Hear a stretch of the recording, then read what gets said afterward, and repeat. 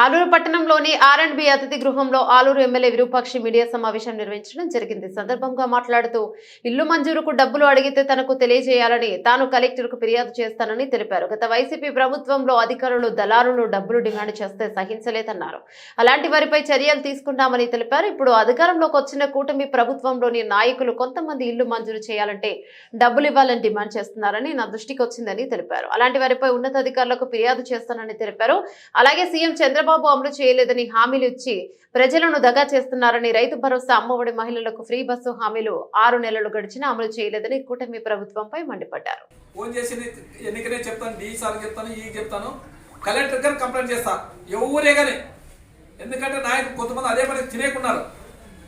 ఆ నాయకులకు ఒకటే చెప్తున్నాను, ఎందుకంటే మా ఇంటికి ముందు కానీ మా జగనన్న మా ప్రభుత్వంలో కానీ ఒక్క ఇంటికి కానీ రూపాయి లంచం లేకున్నట్ల రిజిస్ట్రేషన్ చేసి ఇచ్చిన విధంగా ఉంది. అదే విధంగా ఇప్పుడు కానీ మేము చెప్తున్నాము, మీరు మాత్రం ఎవరే కానీ ఒక్క రూపాయి కానీ ఎవరికి కట్టొద్దండి.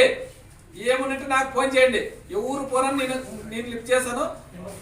మీరు ఇది ఖచ్చితంగా ప్రతి ఒక్కరు మెసేజ్ పంపేలా. ఎందుకంటే చాలా మంది బీదోళ్ళు వాళ్ళు కట్టుకునేకే డబ్బులు లేవు. అలాంటిది మళ్ళీ మీరు శాంక్షన్ అయ్యేకి ఎందుకు డబ్బులు ఇచ్చి అడుగుతున్నారని నాకు ఎందుకు మెసేజ్ వచ్చింది కాబట్టి మీకు చెప్తున్నాను.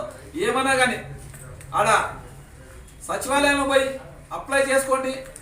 ఇది ఏమో అవన్నీ Aadhaar card, ration card, xerox, account book అవి ఏమేమి ఉన్నాయో వాళ్ళు చెప్తారు.